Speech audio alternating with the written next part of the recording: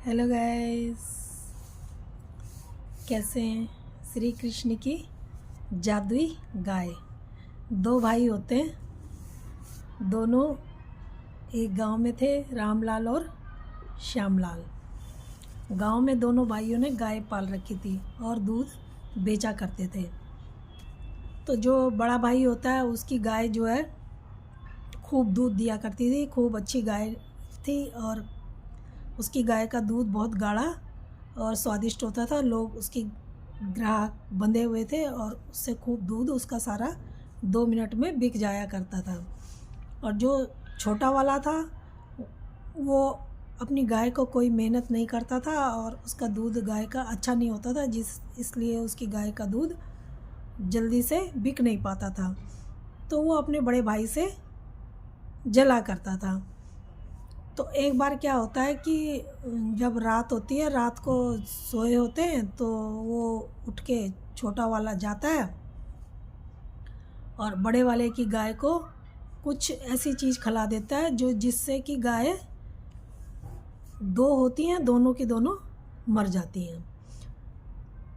अब जब सुबह वो उठ के देखते हैं तो उनकी गाय मरी हुई हैं। तो वो बहुत परेशान और दुखी हो जाता है और रोने लगता है और वहाँ घर से रोते रोते निकल जाता है और परेशानी की हालत में चला जा रहा था। पहाड़ी पर से जैसे ही चला जा रहा था, एक पहाड़ी से गिरने को वो किनारे में पहुँच जाता है और गिरने को होता है। जैसे ही गिरने को होता है कोई आदमी उसका हाथ पकड़ लेता है। जब उसका हाथ कोई पकड़ता है तो वो देखता है चौंक के। तो वो कहता है आदमी कि भाई तू गिरने वाला था, अगर मैं तेरा हाथ नहीं पकड़ता था तो अभी गिर जाता और मर जाता। वो कहता है मैं गिर जाता मर जाता तो ही ठीक था, क्यों। वो पूछता है भाई ऐसी क्या बात थी। तो वो कहता है नहीं, तुम मेरे को मरने देते तो ही ठीक था। फिर सारी बात बताता है कि इस तरह की तरीके से मेरी गाय मरी है और मैं क्या करूं, मैं बहुत परेशान हूं और मेरे पास और पैसे भी नहीं है जो मैं गाय खरीद सकूं। तो वो जो आदमी होता है वो कहता है कि कोई बात नहीं भाई, जब तुमने मुझे भाई कहा है तो मैं तो परदेश जा रहा हूँ।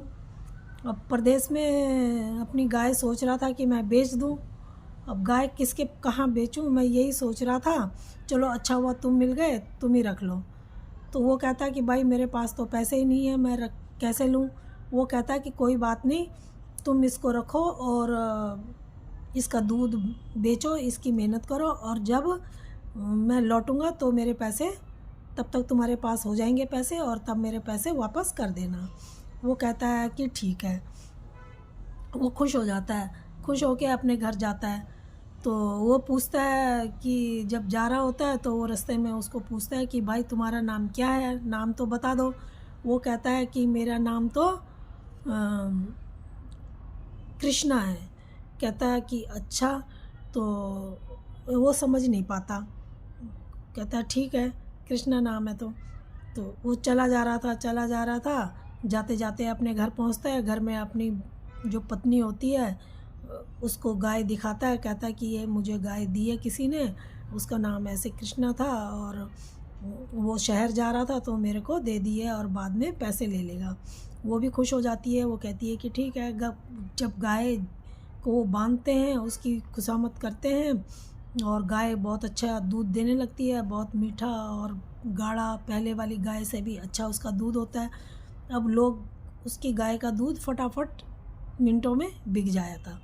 अब जब दूध बिकता तो लोग दूध पीते।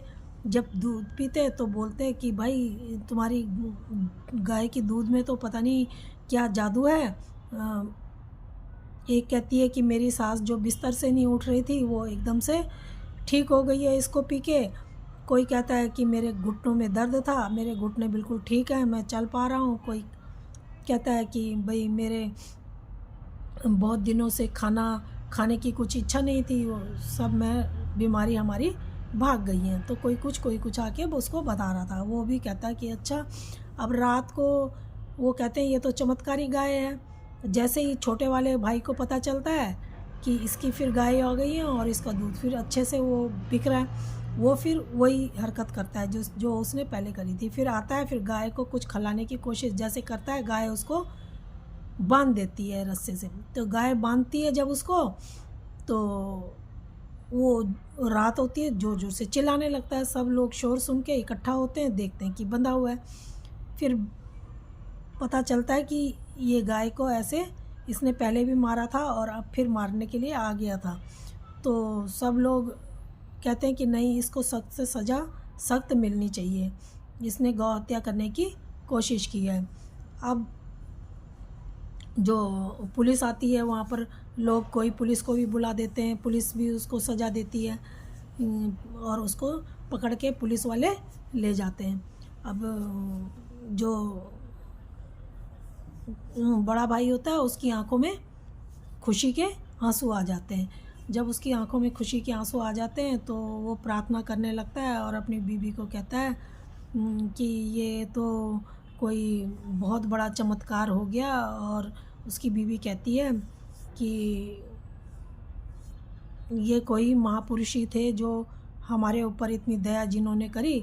तो वो बोलते हैं, जो बड़ा भाई होता है वो बोलता है कि वो स्वयं श्री कृष्ण ही थे जिन्होंने हमारी इतनी बड़ी सहायता की, और तो कोई नहीं हो सकता ऐसा। चमत्कारी गाय है और ये उन्हीं की हो सकती है। चलो, मैं उनको पहचान तो नहीं सका उस टाइम, लेकिन अब उनकी गाय तो मेरे पास है और वो उसकी खूब देखभाल करते हैं। भगवान की भक्ति अगर सच्चे मन से करो तो भगवान हमारी प्रार्थना ज़रूर सुनते हैं और हमारी मदद के लिए ज़रूर आते हैं। तो दोस्तों, आपको ये कहानी कैसी लगी? अगर अच्छी लगी हो तो प्लीज़ लाइक और सब्सक्राइब ज़रूर करें। धन्यवाद।